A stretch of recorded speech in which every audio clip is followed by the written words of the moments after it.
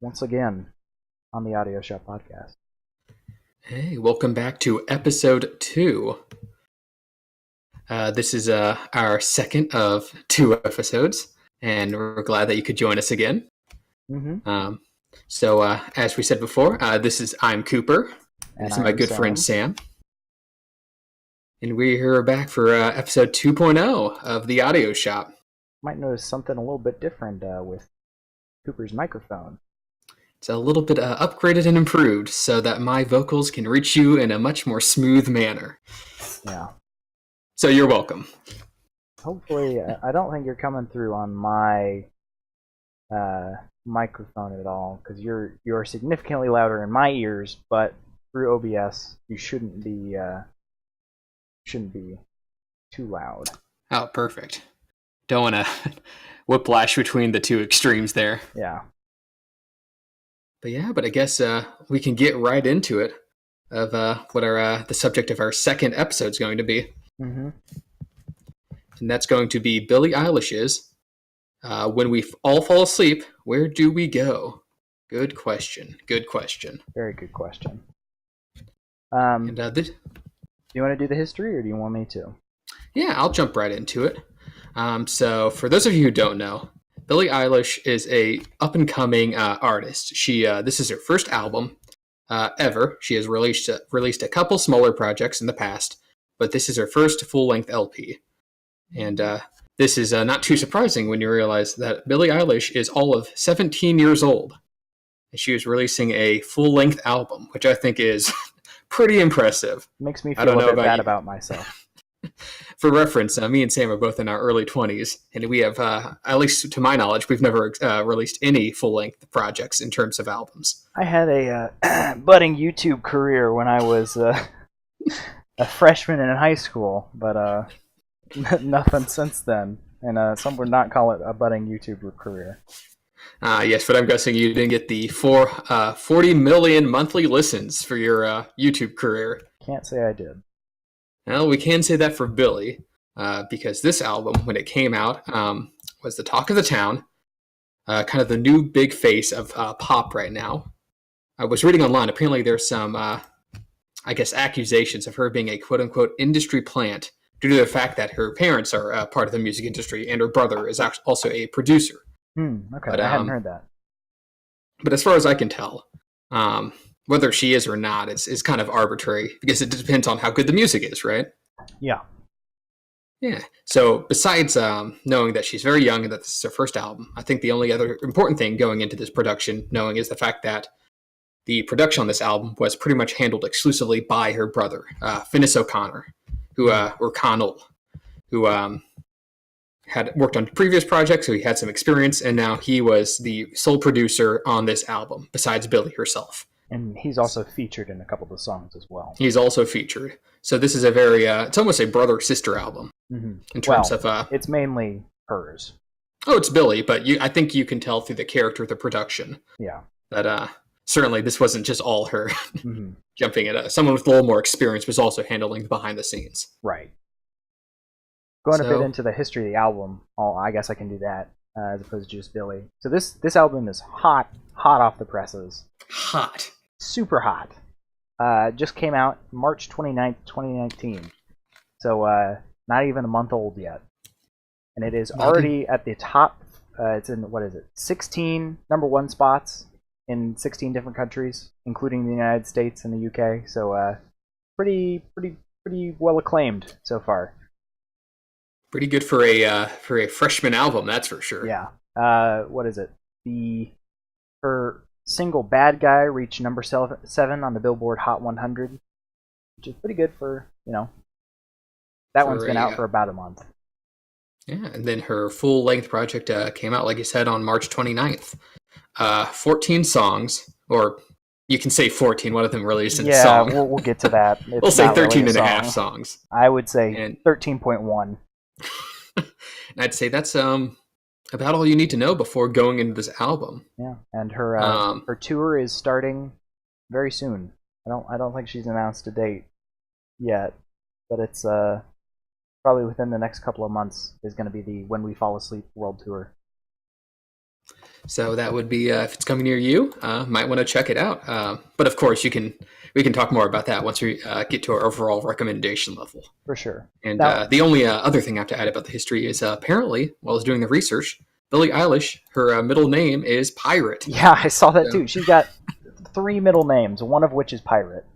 I mean, 3 middle names isn't too weird. No, Having it's a middle not. name that is Pirate is somewhat weird, but Eliash is actually her middle name. Her real last name is O'Connell, the same as her brother.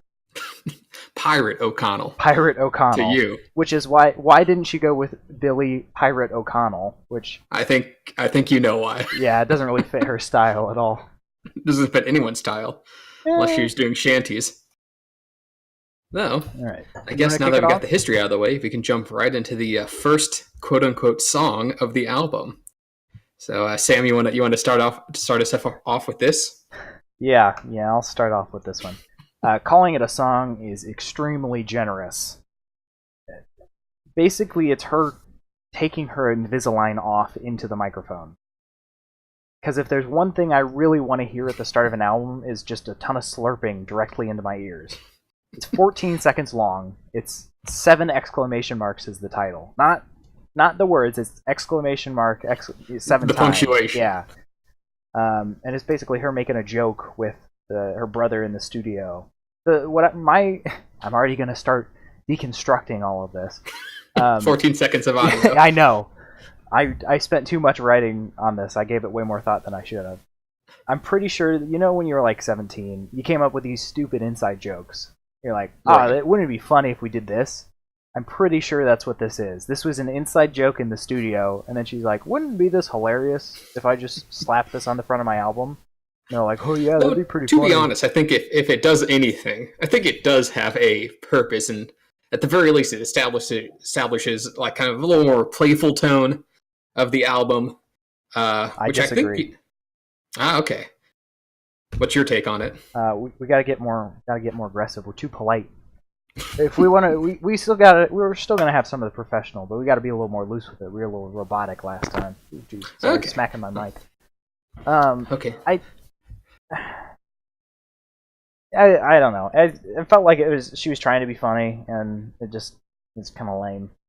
I didn't like it. Well, that's fair. Though I think that it probably has more to do with her being in the studio with her brother, right? That is true. If you're just Yeah. kind of dicking around with your sibling, Yeah. maybe it doesn't belong in an album. But I do think the transition between her like screaming and laughter to like the bass of the next song was a fairly good transition. Yeah. You have anything else to add about 7 exclamation marks? I think we've said all that needs to be said about a 14-second song. Okay, 14-second audio clip. Let's be real. Yeah, let's not give it too much credit. So the next song, song 2 on the album, is "Bad Guy," and all these songs, we should make a note. All these songs are lowercase in title. Like, there's not a single uppercase letter in any of the titles. Which I don't think has any deeper meaning, just a stylistic choice. Yeah, yeah, I don't know. It looks weird being used to constant uppercase titles. You think was the exclamation points in lowercase? Can you make lowercase exclamation points? I like to imagine if you just made the top of it a little shorter. Yeah, I guess that's a colon. I think they are lowercase in spirit. Okay, that makes sense. Well, all right. While the letters may be lowercase, I'd say that the song itself is very uppercase in your face. How long did you spend writing that line? I didn't. I just came up with it right now. Wow, off the cuff. Only the best here at Audio Shop. But that because it hits you right away with some of the deepest rumbling bass I've ever heard in a song. Oh, I love it. I'm not sure if you've had a chance to listen to this in your car, which I did. I did too. It rocks the house. It moves everything. It is it's almost overwhelming. I wouldn't say that. This is a very strong song to start off an album with. Coming out of the gate running. When Cooper suggested this after we finished recording last week, I was very on the fence. I don't listen to a lot of current pop music. Gorillaz. You're not with it. I'm not hip. I'm not with it anymore. I don't. What do kids listen anymore, to nowadays? You never were. Shut up. So I was a bit on the fence, and this immediately pulled me in. I was like, all right, this isn't going to be such a bad ride after all. I'm pretty excited to listen to this album. Okay, so you're saying the intro single at least brought you in. It made you open to Oh yeah. I don't know what it is. There's that techno middle line. It just makes me so happy inside. I didn't realize that electronic music affected me as much as it does. But I think that's your wheelhouse, the electronica. I think it is. Anything that remotely sounds like filling up the audio with some ums again. Anything that remotely sounds like an organ with any kind of setting, I think I just like. You like organ music? Yeah. Well, I'd say that the most defining feature of this song, for anyone who's listened to it, is definitely the bass line of this. It's almost sinister, I want to say. Well, that song title is Bad Guy. It is Bad Guy, so that may be the vibe she's going for. But it kind of reminds me, it's not like sinister and like actually evil, but kind of almost cartoony, like the punks from Grease, like some type of old timey like bad guy going at you, like a cartoon villain. Yeah. With keeping the playfulness, but also keeping kind of a darker side to it, with this kind of strumming bass that keeps everything moving forward. Yeah, I see where you're coming from with that. I kind of agree. I want to kind of preface all I say with this as well. Everything, I have my notes here off to the side. Everything I'm saying is my first impression. I sat down, I listened to each song all the way through, and then wrote what I thought about it. I've listened to it once or twice more since then, but most of the stuff I've got written is my baseline, listen to it once, what did I get out of that from one listening? Right. And mine's a little close to that. I'm like, this is my third listen through. Okay. So I've heard it a couple times before, so I know what's going to come. Yeah. I'm not intimately familiar with it. As much as our last album, The Now, which you should check out that episode. We had listened to that like 20 times before, so... Not only in preparation for the show, but that album had been out for like a year, so I would listen to it at least once a week, probably. So, then going in, I think besides the synth and the bass line, I think you would agree with me in saying that the other thing that sticks out about the song, or maybe doesn't stick out, is Billie's vocals, which are a decidedly unique, wispy, I wouldn't say barely audible because they do stick out in the song, but very subdued, maybe is the way to do it. Breathy is what I would say. Breathy would be a good word.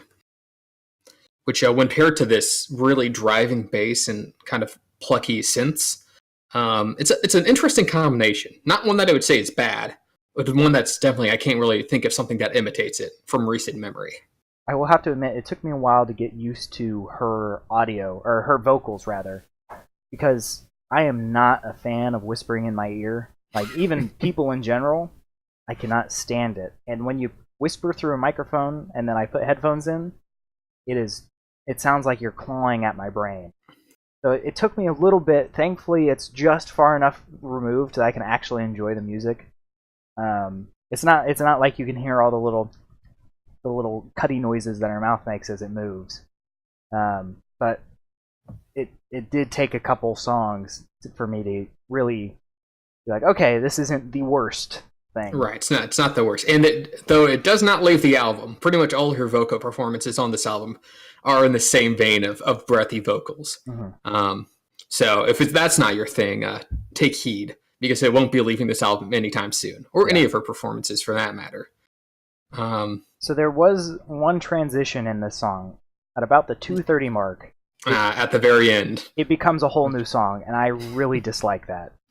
It's certainly the ending of the song takes some, I would say, trap influences, very heavy percussion beats in kind of this like descending manner, and I would be in agreement there. Where I wouldn't say it derails the song. I wouldn't say it's like necessarily like something that ruins the song. You'd be wrong, but it could have been. It could have been completely without it. It feels unnecessary. I say it completely. It leaves a sour taste in your mouth at the end of a very good song. It's like, you're drinking some Kool-Aid, nice and sweet, and then suddenly it turns into an IPA. You're like, why is this so bitter? Because I guess you just didn't shake up your spike to drink enough. I guess. But everything else, I think, besides that ending beat switch, I'd say it's an extremely strong opener for an album. Yeah. I had a And very rough time on my first listen through this album, understanding what she was saying. As I, listened to it towards the end and again a second time, I could actually understand what she was saying. It was very rough just getting my brain into the mindset of hearing such breathy words of what she was saying. but you would say like your second and third listen where you are accepting this, it's a little easier to wrap your head around it. Yeah, I got used to, all right, this is kind of what it sounds like. I know how I have to listen to it to be able to hear the actual words. It sounds good without understanding what she's saying. But if you actually want to hear what she's saying, you just have to, be prepared, kind of know what she's saying already. And the thing she are saying is a theme on this album as well is they are rather, for lack of a better word, edgy. Mm-hmm. They definitely have these darker elements to a point that maybe a little too dark. But at least on Bad Guy, it maintains this sort of playful tone with its darkness to go along with that cartoony bass line. Yeah. So, yeah. And then for the next song... Well, before we move on to the next song, actually, there was a release just... What was it? It was yesterday.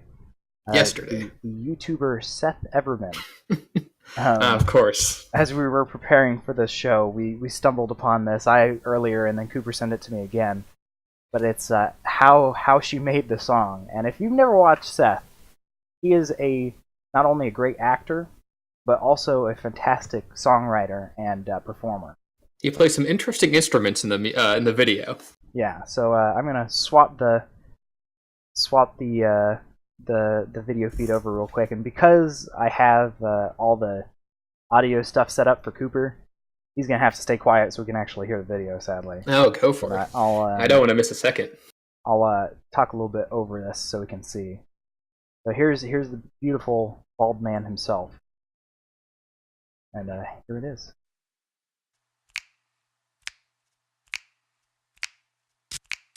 And I don't know if you know Cooper, but is that what she actually looks like?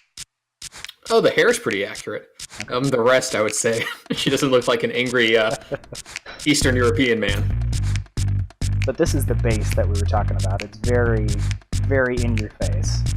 And this is the melody that for some reason I can't get out of my head.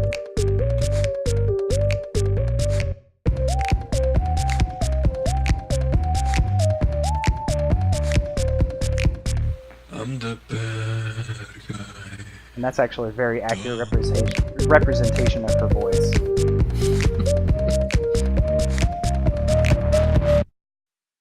Don't want to play that again. So it doesn't. The song does not include "We Are Number One," sadly. But I think yes, it would be nice that part's made up. But the rest is pretty accurate, including the vocal effects, which are a little bit in the song, but we get into a lot more heavily in later songs. Oh yes, for sure. Where that production really swoops in to spice things up vocally. And not in the way that traditionally you think of vocals being spiced up in songs either. Oh no, old Phineas cooked something up special for this album. He really did. Which is actually present on our next song, Zanny. So this song immediately slows the album down from Bad Guy, which was very driving, always pushing forward. Zanny is it seems to be talking about drug culture. Mm-hmm. And to reflect that, everything's a lot more subdued in this song. Much more chilled out, while still maintaining the bass, but it's more drawn out than it is driving. I would say it's a lot more focused on her vocals in this one, rather than that driving bass and techno melody. Yes, I would agree. And this is where we're talking about the vocal effects, where the chorus has this, I guess, wobble, much like in the in the video we just showed, where it's almost like she's speaking to a fan, or it wobbles back and forth, which kind of feeds into that drug type mentality, whereas there's almost a psychedelic element to it. I can't remember. Is this the one where when the bass hits, it applies that really thick distortion to her voice? Yes, this is the one. I really enjoyed that. That was pretty cool. Yeah, so the production really comes in. And it's really, as opposed to the Bad Guy, where it's a lot more edgy and dark, this one's a lot more, has that kind of sadness to it. Mm-hmm. Where I haven't looked up the lyrics, but it seems to have it seems a little more contemplative about drug culture and hanging out with friends who do it. Yeah. So I think, and Zayn, I think, is actually more representative of the album as a whole, more than Bad Guy in terms of this having this softness and sadness to it, especially the back half of this album. Yeah. Um, She definitely, her style is more suited to this kind of slower pace singing. It works very well in Bad Guy. It's just slow enough. I mean, it's a beautifully written song. But Zanny is much more toned down. There's a chorus part where it's got her layered over in the background, and there's some soft piano music. The one complaint I have this is there's one line where she says, drinking some canned Coke. Who says that? what's wrong with having a nice can of Coke? That's so they don't give you the glass Coke by accident. But you know what? I've never heard in my life, hey, you want to go grab some canned Coke later? That sounds like something you would say, if I'm being honest.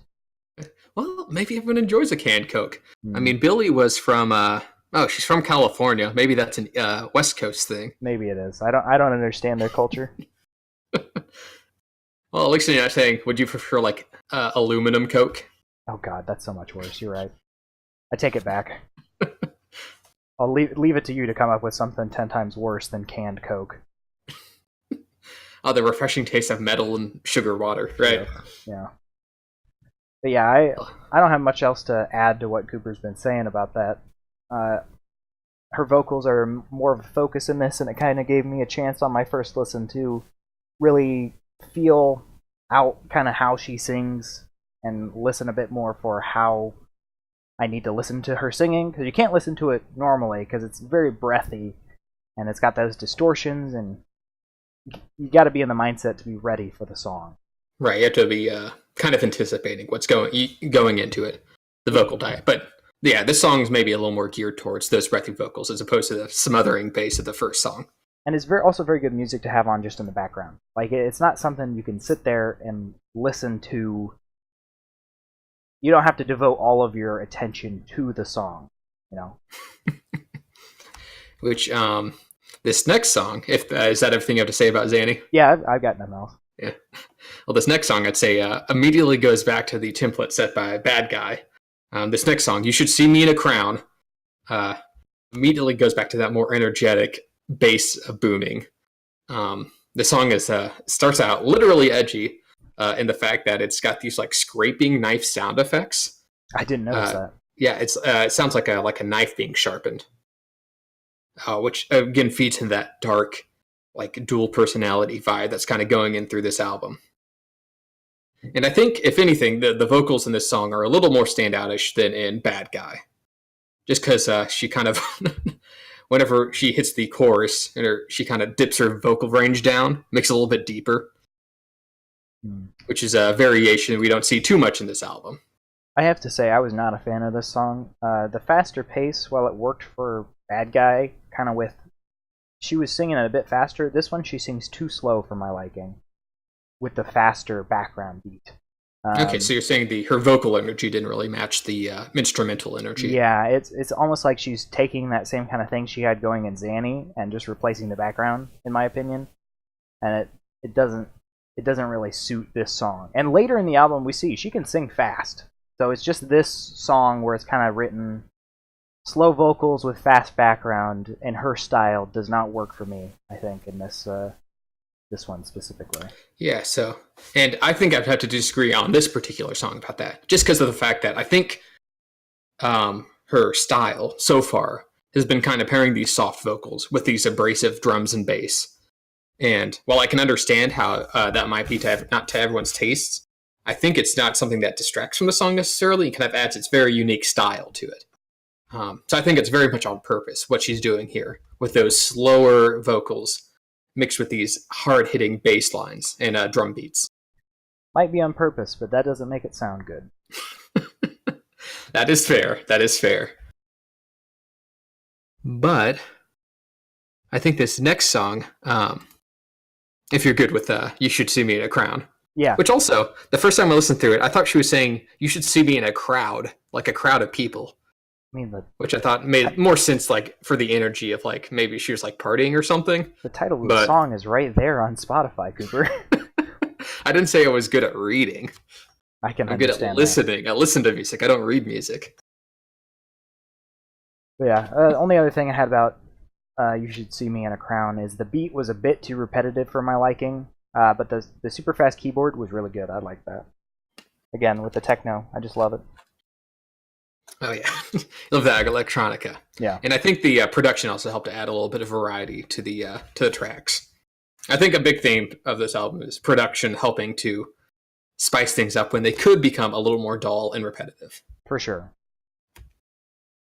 Yeah, which is also seen in our next song, all the good girls go to hell.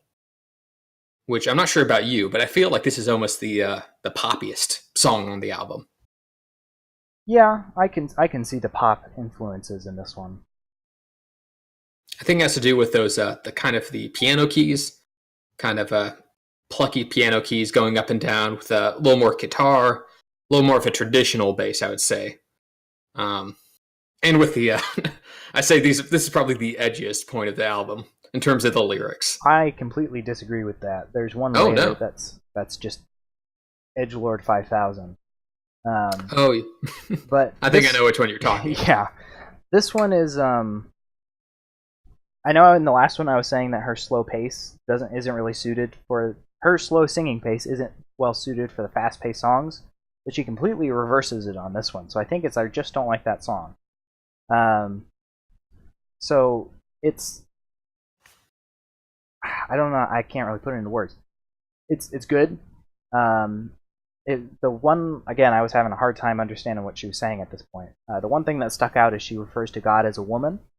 Okay, I didn't even notice that. You didn't? Yeah, because there was a specific line I think is even God has her enemies or something like that. Okay. So you had to kind of listen for it. I was like, oh, nice, nice Progressive. little jab there. And then I was having a hard time hearing it, but I couldn't turn up the music because then she's still just being drowned out the same amount by the background. Right. Background music. You can't turn up just the vocals. Right. And again, on future listens, it was okay. Yeah, I understand how I have to listen to this now. It's good. Just that first one, while I was trying to, think about the song itself and write things about it and listen to the song, it was kind of hard to hear what she was saying. Right, especially with these lyrics. I guess, like you're saying, having a little more of a point to them. Yeah. That might not necessarily be a positive, but have them not be able to be understood. This one is certainly a lot more poppy, though. I enjoyed it. I'm not one for pop, and this one is one of the stronger songs on the album, I believe. I think it's pop, but it's a little more stripped back pop. Yeah. It's not as in your face as some modern pop songs can be. Yeah, because you still got her singing style, which is very, very subdued. Kind of paired with and then when the synths jump in the second half of the song. Yeah. I think that they pair nicely there. And it's got a little more backing vocals. Yeah. Which help to bring Billie up through the cacophony of other noise on her album, on her songs. No, the song did end again with a little more of that studio banter with her brother. If you remember that at the very end. I can't say I can off the top of my head. That's the one where she's like doing like a funny accent. It's just kind of back ends the song for no apparent reason. Yeah. But hey, why don't we stick this on here? Hey, first album. See what sticks. Yeah. So moving on to the next one, if that's good with you, Coop. That's good for me. The next song is called Wish You Were Gay. Mm-hmm. This one, I'm not sure how to describe this one. It's got a very stereotypical early 2000s wubbing bass, I would say. Wubbing. Which turns out I really like in the context of the song. Coming back to the electronic music again. She actually pulled back. I feel like she pulled back from her mic on this one and sang quite a bit louder, so it's a lot less breathy and more clear, kind of articulated more, as opposed to the kind of noise that she's been making. Right into your ear. This I have written here. This one feels like Tumblr the song. Now, why do you say that? Just the vibe I got from it. Not that not that it's edgy, and this one is certainly not edgy, but it's more of I would say, I guess it's kind of a love song, thinking about it now.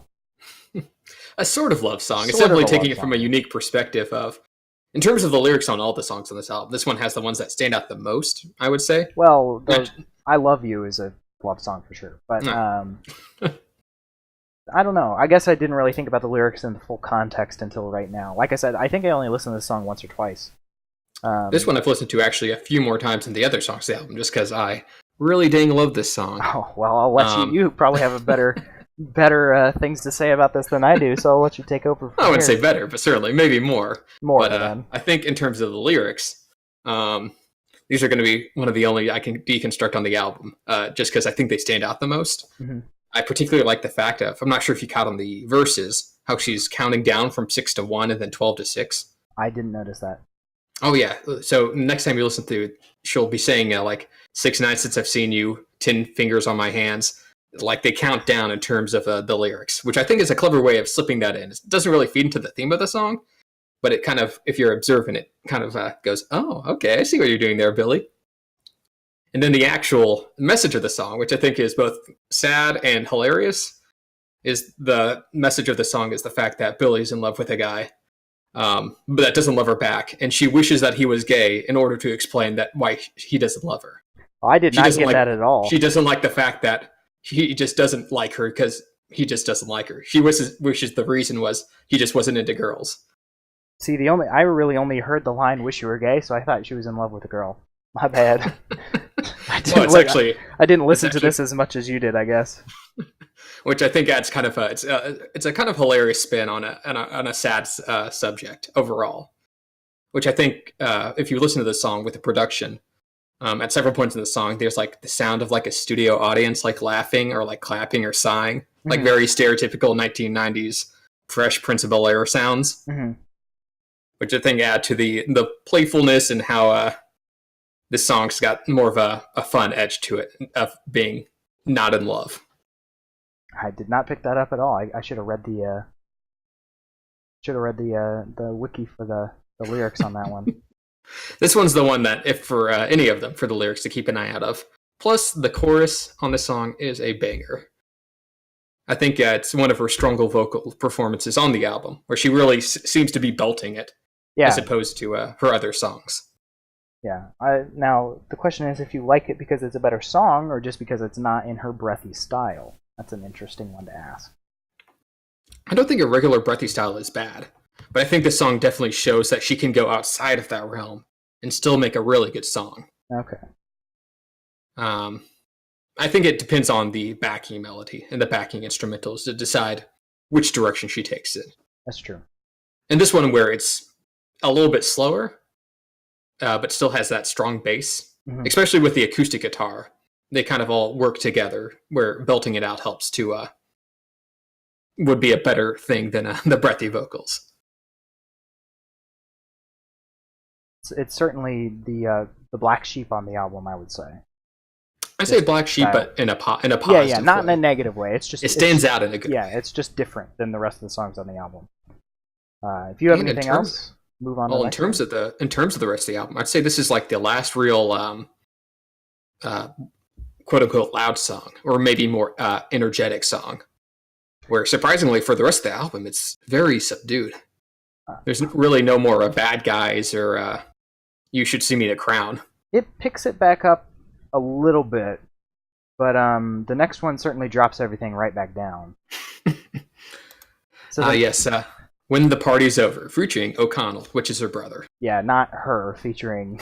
I guess they're all featuring brother. her. Yeah, I don't. It's kind of odd that they chose to include featuring O'Connell when her last name is O'Connell. It would make Right, sense. and that's to- not even his stage name. His stage name is Phineas, so... Yeah, I guess that was probably to piss him off a little bit. If I had to, I got a sister. I know what that's like. So what do you have to say about this song, Sam? All my notes are very surface level on this, since it was not deep analysis. I thought it was very pretty. I think her style goes very, very well with like acoustic guitar and piano, hand in hand. It's perfect match made in heaven. This one, I felt like there was a lot more emotion going into this one. Like there is written after a specific event, kind of thing. Right. Hence the title "When the Party's Over." Like maybe she was having a real good time doing something, and her life was going really well, and then suddenly some tragedy hit. I don't know if you know any history about it. Oh no. But that's But kind she is a teenage girl, so yeah, you got to take it all but... with a grain of salt. I realize that it sounds like we're talking down to them, but like I remember being that age, and oh yeah, hormones go wild, and you just, yeah, what do you know? So it's you buff things up a lot more than they really are. Mountains out of molehills, as the saying goes. Now, right. I don't want to say that applies to this because we don't know the history of this song. Maybe loved one passed away or something like that. But the biggest issue I had with this one is a very beautiful song. It is amazing. It does not feel like this is a good spot for it. You say that it, like in the middle of the album? Yes. I realize nowadays there's not really a consistent theme across the whole album where it kind of builds and then crashes. I feel like that's more of an old school kind of way of making music. One the song, quote-unquote concept album. Yeah, exactly. And that's kind of what I'm used to listening to. And not necessarily, even just like, you don't usually go fast, slow, fast, slow, fast, slow. You kind of do build up and then fall down, So right. This one kind of felt like it was in the midst of, kind of at the peak, and then just suddenly dropped off the deep end. It would be perfect to wind down, like if this was near the end of the album, and having listened to the whole thing now, this would go perfectly near the end of the album. It just does not feel like this is a good spot for it. Now, if you're going to hit play on the album and shuffle, that's fine. My complaint is gone. But listening to it in a row, this feels out of place. I would say I agree with that. And honestly, I have less positive things to say about the song than you do. I think there's better examples of somber songs later in this album than this one. This wasn't almost... It's so stripped back to the point that it feels like it's like basically just Billie's vocals, which they're good vocals. But there's just not enough going on behind it to really like justify it being a listenable song. And like you said, it slows the album down so much that like all the energy we have going in from "Wish You Were Gay" it's just dropped off. Where we should have really been winding down in terms of the like album, the arrangement of the album. I'm gonna have to disagree. You're just flat wrong on this one. I'm gonna say it. Flat wrong. It's a beautiful. Her vocal style is perfectly suited to this kind of song, with the light piano. I think the focus on just the vocals really drives home the message. Again, I didn't really hear what she was saying because I couldn't understand what it was, but it felt like it conveyed a lot more emotion to me than some of the previous songs.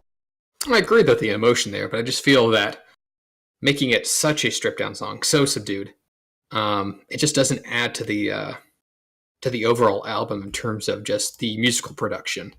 It feels like I could listen through this once. I got the vocals. There's not really much to dig into it. I can move on. There's plenty of emotion, but it's just too slow. Like for a later slow song, like "I Love You," I feel like what you're saying with the stripped downness, the somber tone, I think that's where her vocals really shine. But we need something backing them, a little more production in the background. This one reminds me of the song "Hallelujah," right? That's a great song too. Do you not like "Hallelujah"? No, it's a good song, but I don't want to think of the sad scenes in Shrek. The jewel of the Shrek album. When I'm listening to a modern pop album, Fair enough. So, you got anything else about that one? No, I wasn't a big fan of this one, so honestly, I think I didn't do anything too interesting. All right, so jump into the next one then. I was not mentally prepared for this one. You weren't ready for 8 to be referring to an age instead of just a name? Yeah, that's the first thing I have written. I also just noticed, actually, it's the 8th song on the album, too. So 8-8, pretty good. Oh, okay. So maybe that's a little clever. So I didn't notice that either. That pitch shift up to make her sound 8 years old, it's kind of weird. It's startling. And also, it's a love song, which it made me really uncomfortable. I kind of got the vibe of like a childhood kind of crush type thing, right? Did you? Because it kept shifting back and forth between her 8-year-old voice and her current voice, and I was like, "What's going on? I'm not sure. I haven't read the lyrics. I'm not sure what's going on between it. But I mean, Billie I'm not. herself is I'm only, talking like, about 10 just. years removed from it. I'm just talking about. I don't know. I didn't like the 8-year-old singing about relationships. That was weird. 8-year-olds should think people have cooties. And most do. Yeah. But I think after you get over the initial shock of these kind of like Vocaloid baby vocals, I think they do kind of work for the song overall, especially when paired with the ukulele. Yeah, that was good. Like any acoustic instrument is perfect with her singing style. And I also think it's interesting how I really dig how her voice kind of shifts between the 8-year-old vocals and her regular vocals. I even think there's some points on the song where they kind of overlap each other. They're kind of harmonizing. Yeah. Which is not something I've heard a lot of in any song. Yeah, people generally don't go for that pitch shift too much, but she hits it pretty hard on this album, as we'll see in some later songs too. So I think it definitely helps to stand out with the song, and then it goes perfectly with that mellow ukulele acoustics going right underneath it. Yeah. So I think the production on this one, whatever Phineas was doing, maybe it took him a little while to tweak it, but I think it turned out in a good place. Yeah, the ukulele was very nice. I like that, but the rest of it was a little. Listening to it for the first time, that shock was a little much. I was not prepared for that. That was kind of weird. I think we can agree, though, that the baby vocals could have been a lot worse. It could have really ruined a song. Yeah, they could. You're correct. You're not wrong there. So, at the very least, they struck some sort of good balance with it. Yeah. So, you got anything else, or you want to jump to the next? No, we can jump right into song number 9, which is My Strange Addiction. Which, interesting use of, if you've ever seen the United States version of The Office, you might be familiar with some of the audio snippets from this song. I wondered where those were from. I've never seen The Office before, so I was like, am I supposed to recognize these clips or something? Or I actually recognized it right away. It's from the episode Threat Level Midnight. It's, not to get too off topic, but it's about the main guy, Michael, making a movie. And people kind of pretend to like it, not to hurt his feelings. Okay. Which really seems to have nothing to do with this song overall. They're just kind of randomly inserted. I guess it's just to make it a little more playful and fun, but I think they may distract more from the song than really add to it. I kind of just ignored them, if I'm being honest, because I didn't recognize it. Although I hate to draw generalizations, but it kind of makes sense because there are quite a few girls that age who treat The Office as a characteristic or a character trait as opposed to something that they like. So I think either she really enjoys The Office or she's doing a nod at maybe some people that she knows. Okay. Oh, you know what? That's it. My Strange Addiction, Office. There are very many people that are way too addicted to The Office. That's what I'm going to take from that. I mean, that might be true. Some people really like The Office. Too much. I mean, I really like The Office, but I'd like to say the regular amount. Yeah. You don't sit down and watch it every day, do you? No, it's like every other day for like 8 hours, So, okay. The regular amount. Mm-hmm. Though I did notice it's kind of been bothering me this entire time on the album. I thought her vocals sounded a little familiar, and this is the song where it kind of hit me. Or I think maybe I get almost a sort of a Britney Spears vibe from some of her vocal performances. I've never actually listened to Britney Spears, really, so I'm gonna. Oh, really? I'm very old crotchety man school music, so. Well, the listeners out there, when you get the chance, listen to Billie Eilish, and then listen to like "Toxic" or "Womanizer" by Britney Spears, and maybe we'll get a little bit more of that breathy, kind of higher pitched vocal type. I'm not saying they're a 1-for-1 match, but here especially. I'm like, okay, maybe she's channeling a little bit more of that 90s pop. All you shoppies out there. Is that what they call Britney Spears fans? No, Audio Shop fans. Oh, okay. Oh, we're calling them shoppies now. No, that sounds terrible. Let's not do that. Yeah, let's put that one back in the oven to bake a little longer. But overall, for this song, I didn't find it particularly memorable. Yeah, besides the Office bits, which I didn't care for anyways. I like the driving bass in this one. I have written here, I think this is the best example of her singing style so far. I'd have to listen to it again to agree with myself. But, yeah. Oh, the other thing that this one really hit me with, so I guess you had a revelation on this one, I did too. Okay. I saw this one, or I listened to this one, and this was the point I sat down and thought, not only is this album going to be extremely popular, once Right. it's out for a bit longer, she is going to be huge in the next few years. Like, Oh yeah, I think we she's- can. I think she's got some star power. She's already, like I said, she's already has 40 million monthly listens on Spotify. Yeah, but like, what's the average of like the big pop guys? I don't know that. That's true. I mean, that's pretty big for a first album right out the gate. That is true, Now, but to that's see, not to see if she like, has staying power, I guess is another matter. yeah, that's not like international stardom levels though, Right. So It certainly doesn't hurt. yeah, no, I'm not trying to belittle that at all. I'm just saying this is the one where it hit me. She's probably going to be very, very popular within the next upcoming years. Oh yeah, I would not be surprised if Billie has a little more staying power than some younger people who release albums and kind of drop off the. Yeah, like Cooper with his vocals right there.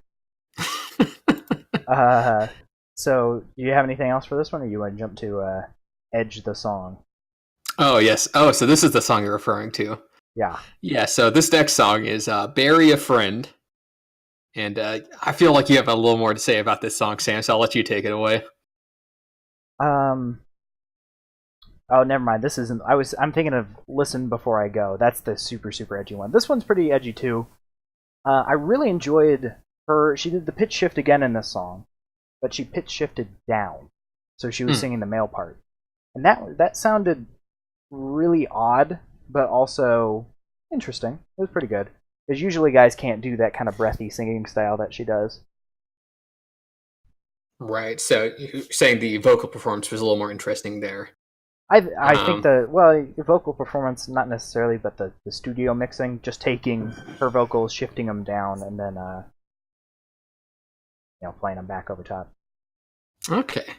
Well, I for one, I mean, this one had good vocals, as most of the songs do, but I think kind of suffers the same problem when the party's over, where it's just so stripped back. Like this song felt like it was missing instruments. Like there should be like synth or something more like with a melody going in the background, but for the most part, just kind of like some light percussion and like the occasional like goofy sound effect of like it sounded like a dentist drill or like an alarm clock going off. Oh, I always love when they have those things in the background, though.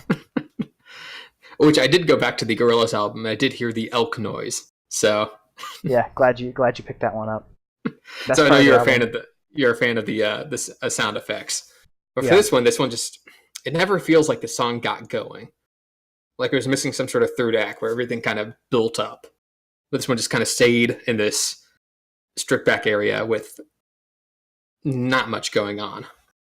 I feel like you're just not a fan of the style, is what it is. That might be true, but because I feel it like felt you like could a do full this song to me. So, I don't know, but this also song is where the title of the album comes from, which is kind of weird because they kind of just she says the line in passing. So I guess maybe she just thought it was something that would hook your attention. Yeah, I did notice that too, but it doesn't really. She doesn't really attempt to answer the question. Yeah, I definitely can feel all that teenage angst we've been talking about in this song. It's very, very angsty. Where the edginess kind of bleeds through. Yeah, Matt would love this song. Ah, yes, our friend Matt, who loves Green Day, would very much like the edginess. He dresses in all black. He has the classic emo comb over. Dyes his hair black. Paints his fingernails black. Has those spiky armband things. Yeah, the classic. I feel like a couple of those are a bit of a lie, but I won't correct you. No one will ever know. It's not like Matt he's will know, listening in the next room or something. Oh, I hope not. So, moving on to the next one. Oh, yes. Ilo Milo. I'm really glad you said that, because I didn't know how to say that. I think it's based off like some sort of like card game or something. Like Uno? I've never played. Yeah, I guess it's like just a game called Ilo Milo, which not sure what that has to do, but it's an interesting song title. I'll give it that. Yeah, I feel like some of these have something to do with the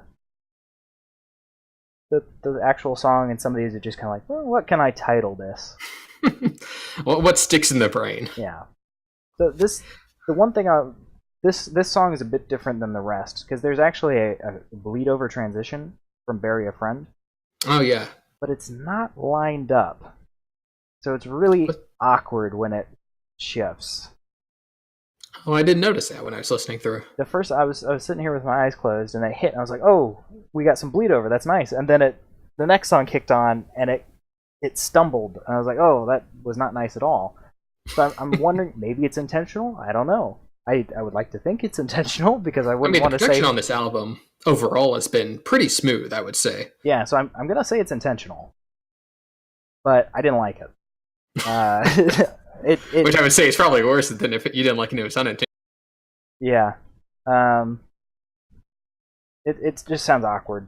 It's got the chiptune keyboard though, which I really enjoy. And it feels like the album's starting to slow down at this point, which is what we kind of want, building down to the last 3 songs. And it's kind of reaching the downturn. And it's also got the lyrical tie-in in the song to Bury a Friend. Which I appreciated since it had the musical tie-in. I felt like that was a nice round out for the whole thing. I do appreciate that, but I'm kind of on the same boat where I feel like this album's been winding down for too long. Like, this was the point in the album experience where I'm starting to miss that booming bass, the extra oomph that we had on like the first couple songs. Because it feels like ever since we hit When the Party's Over, which is song 7 on an album of 14 songs, that we've really just maintained this much lower energy.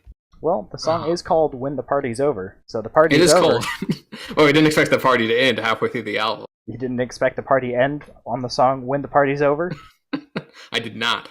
I just think that, at least for me, I guess if you go on with the expectation of this album overall being a lot more low-key, that's kind of where you have to have your mind is, where your mind should be at. Yeah. But going in with a bad guy, and You Should See Me in a Crown, it makes me think that I was expecting a little more of that bass, a little more of that driving melodies and songs.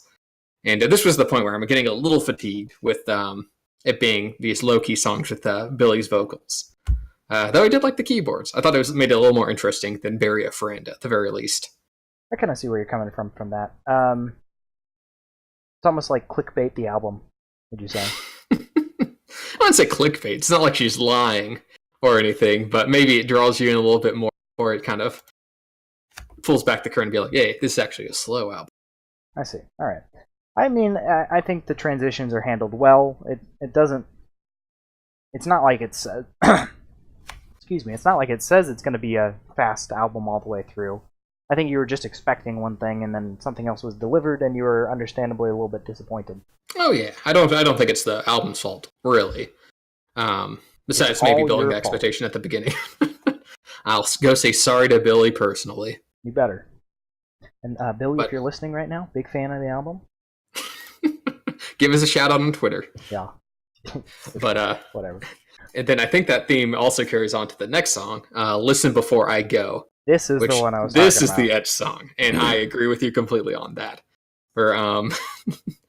This is almost a really slow ballad, which I'm not sure if you got this message. I'm sure you probably did, but it seems to be dealing with suicide? Yes, it's a suicide note song, is what it is. Yes. Complete with the ambulance at the end coming to get her. Yes, the police sirens. Yeah. It's very slow paced, even compared to the rest of the album. I thought. I said I thought When the Party's Over would have gone well before this. Kind of fits in that area, stylistically wise. I don't really have anything else to say about this one. I'm not sure how I feel. I don't think I'm a fan. I think it's better than some of the previous slower songs. I like when the bass kind of bombs in every now and then, kind of kicks you back into mood. And I think the very subtle police sirens and ambulance sirens in the background help add to this kind of dreamy lo-fi feel. It's a kind of oddly beautiful song at times, though it's very much a very specific mood song. Yeah, I see. I'm not quite sure. I'm not quite sure if I agree with whatever message is being sent out within it. I think that's my main issue with it's almost kind of romanticizing the suicide note, which I'm not a fan of. Yeah, it's a song for sure. This one is especially this one was the one I got to. I was like, this is kind of bad. I don't like the message on this one. So. Oh no. Well, maybe it's a little too edgy, but at the same time, I don't think the vocals or the emotion is insincere. Yeah. At least it doesn't strike me that way. Like she's trying to cash in. So But- jumping to the next one then, because we're coming up on about an hour here, so we should probably start wrapping up. I Love You. Not you, Cooper. The song. Thank you, Sam. I love you too. The song is I Love You. Oh, okay. Of course, continuing the slow theme as we have been for the past 7 songs. I can't tell in this one if she adds a male singer or if that's It sounded her. like a male vocal being layered on top of hers. Yeah, it didn't sound like they were pitch shifting down. I'm pretty sure it's another one, just because it wasn't breathy at all. And maybe her brother, even though it doesn't say he's featured. He's pretty much produced the whole album, so Now, you I say wouldn't be that, surprised. I don't really want it to be her brother because this is a love song again. That is true. This one, again, I feel like it's very emotionally charged, like she wrote it about a specific person. Not like Taylor Swift writes a song, you know, where she's kind of like, Right. This one was like very deep emotions there. Not calling Taylor Swift shallow. Just saying You're implying it, but she's got a very heavy style that is, she dates somebody, breaks up with them, and then writes a whole album about it. So we'll Taylor get into Swift, that if you're later. listening, I do not condone these views. Please at me on Twitter. The views of Sam do not represent the views of Audio Shop as a whole. So, it brings in the simple acoustic background again, which, again, as I've said before, works fantastic with her vocal style. And it's more emphasis on what she's saying rather than the beats. Yeah, I think in terms of all the slow songs on this album, I say this is the one that wins me over the most. I'm not sure, maybe because it's the theme of like being a little more having the positive message paired with like almost purely acoustic backing. But I feel like this was a song where she didn't kind of have one foot in the door in both worlds of like the bassy, poppy, electronica song, and then this more acoustic, more subtle, emotional song. Yeah, I think she goes all in with the acoustic and emotions, and that really helps to feed the message of the song and make it kind of its own on the album. yeah. It's So this one won me over with the slower songs. yeah. This is kind of the jewel on the slow song side of the album, I think. And then the male vocals really spice up the song as well. And I think that chorus is it's done just right. It makes me feel the emotions. Yeah. Because sometimes on these love songs you roll your eyes, but this one I think hit the sweet spot. Yeah, very emotionally charged. And then that brings us into Goodbye. The song. Bye, Sam. Not hanging up yet. Not rid of me yet. So this one kind of ties in themes from all over the album, I noticed. She brings in a couple lyrics from here, a couple lyrics from there. It's very different from the start. Like, the transition from her taking her Invisalign off into the microphone to this point was a journey, to say the least. Oh yes, this one felt like it was almost a reflective song. It felt less like a song, more like looking back on the album as a whole. Like, this is a bookend. This is the end of the album. Yeah. Yeah, as opposed to the bookend at the front. Did maintain that somber note, though. That somber tone. So... Yeah. I gotta say, I was not a fan of the huge bass drop-off at the end. Kind of weird. It was a little odd, but I guess considering the rest of the album, having a little tribute to the bass would feel appropriate. Yeah, but just looking at this song specifically, it felt like the flutes that were kind of in the background should have built up to a higher note to end on, as opposed to the bass coming in and kind of going like just this wind down thing at the end that sounded really artificial and out of place. Yeah, I think I agree. It was almost less of a song in its own right. Yeah, that's true. More of like, this is the end of the album. Like, you won't be listening to this one on its own. For sure. But I think, as like an ender to an album, it made sense thematically. Yeah. Yeah, and I think, is that everything you have to say about Goodbye? Yeah. So I think now we can get on to our overall rating.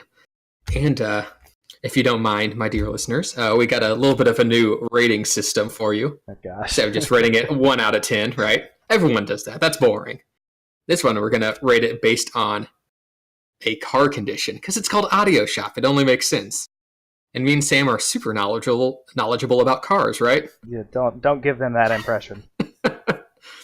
So the rating system we're going with from worst to best is, at worst, you've got the scrapyard. This is an album you just want to ditch. It's got really nothing of worth. Next up is a used rental. This is something you might get a little mileage out of, but overall, it's got too many dents, too many dings. It's an imperfect album. Then right in the middle of the pack is the fixer-upper. This is something you can drive around a bit. You can get some something substantial out of it. but it's going to have its problems. You're going to have to go in with a certain mindset, and you're going to have to look at it from maybe a specific point of view. Next up is Like New. This one is not perfect, but it gets the job done perfectly. It'll get you where you need to go, and you'll look good doing it. And then finally, our top rating is Showroom. This is an album that is pristine. This is right off the market. This is mint condition. This is an album that we have to recommend to you. So that's kind of our rating system going into this. So with that in mind, Sam, where would you place this album overall? Well, I want to talk about the album a little bit before I get to my rating. Oh yeah, go for it. As I said at the beginning of all this was my first time listening to this album. And I enjoyed this a heck of a lot more than I thought I was going to. I was dragging my feet a little bit going into this. But I'm thinking maybe I liked it because it wasn't shoved in my face by like advertisements or radios playing one of the songs over and over and over and over again. Got that nice mix of fast-paced and slow songs, even if Cooper doesn't agree that the slow songs are good. It had a good mix in my opinion. It's got a couple of forgetful ones, but they work to round out the album. My favorite song, I have to say, is probably Bad Guy. Right out the gate. Yeah. It is a hell of an opener. Originally, when my first listen, I had Wish You Were Gay. But on my subsequent listens, Bad Guy. That's it. My least favorite is the exclamation mark song, if you can call it a song. I feel like that. I feel like we can't, though. But the other one, originally I would say When the Party's Over, because it was a victim of the placement in the middle, and if you swapped it to the end, it would be good. After listening again, that's actually a really good song, and my least favorite is probably You Should See Me in a Crown. I'm really not a fan of that one. Okay, is there any reason why? Just it doesn't fit. Her style kind of, it feels like they created the backing track and then she sang over it.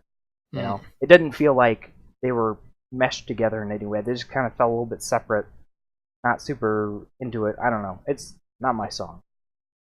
Okay. Oh, but for the rating, I would have to say Like New 0.5.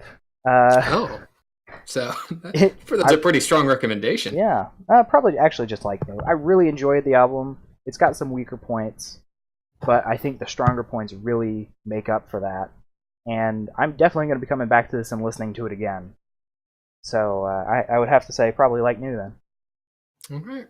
Well, as for me, actually, I'm really glad that you liked it. I know this isn't your usual, so the fact that you could get a lot out of it makes me happy. For me, I actually went this album. I was surprised at how slow it was, as I've made clear before, which I don't think is a bad thing. But considering that the singles, Bad Guy, Wish You Were Gay, had such a different vibe from the rest of the album, I was kind of put into a different mindset going into it. So I think if you do approach this album, you have to look at it knowing it's going to have those slower parts. Not everything's going to be a banger. It's going to have a little bit of edge to it. But if you go in using that mindset, you'll get a lot more enjoyment out of it than not knowing. Though I think overall, it just had a little too much slowness for my tastes. Because my favorite song overall was probably Wish You Were Gay, with The Bad Guy being a close second. So we were in the same kind of opinion on our first listen then. Yeah. I love that driving bass. I really dig how Billie's vocals pair up with these very not overwhelming, but strong bass lines and percussions. It's such an interesting mix that you don't really hear super often. Though I will throw a bone to I Love You, where I think it's, in terms of the slow songs, that's the one that hits it out of the park in terms of emotion and backing acoustics. Mm-hmm. I think it shows that Billie really can do a good slow song.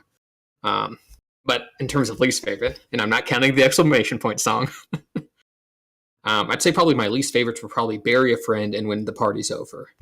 In terms of, they kind of represented what I didn't like about the album. Being so stripped back, so slow, having good vocals, but just not enough interesting things going on to really justify it being so stripped back. So I'd say my recommendation overall is probably a high fixer-upper. Maybe a fixer-upper 0.5, as you were saying. Where I think just with so many slow songs that I didn't really care for. The strength of the singles of those more attractive, attention-seeking songs pulled the album down a little bit. But I feel like if you go into this album with that mindset of knowing that it's going to be a little slower, you can get a lot more bang for your buck. I see where you're coming from on that. I think yours is a bit. I'm surprised you rated it so as high as you did for how much you've been ragging on these slow songs throughout this. Like I said, when the songs are good, they are very much good. I'm in love with Wish You Were Gay. Yeah, but that's how I feel about that techno line and Bad Guy. So, but I feel like if you cut out Bury a Friend, When the Party's Over, snipped out a couple of these slower songs, and maybe made it like a tighter, like 10-song album, then I would bump it up to Like New. But as it is, I feel like the slowness draws out a little bit too much for my taste. Well, I see where you're coming from, especially listening to you complain about it for the past hour. Hey, I've had good things to say. Yeah, I think Billie's a really great artist, especially for her age. And Yeah. I'm going to be watching her the rest of her career with a lot of anticipation. I think she's going to make some really good stuff in the future. We'll be watching your career with great intrigue. And we will. Yeah. So I guess if that's all we have to say, then thank you for watching our second episode of the podcast. Yeah. And thanks we for should tuning be- in to the audio shop. Yeah, get your music fix. And we hope that you join us next week, same time, same place. We'll be discussing a entirely different album, I'm sure. And if you want to know what that album is ahead of time, Cooper, do you want to plug the Twitter?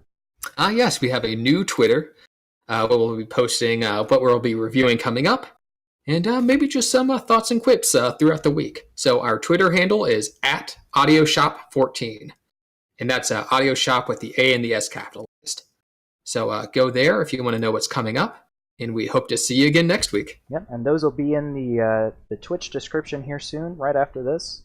And I'll be creating a YouTube channel, so if you're just now tuning in and you want to hear the whole podcast over again, or you just loved it so much you want to listen to it a couple more times this week, you can hit us up on the YouTube, which will be in the Twitch description as well.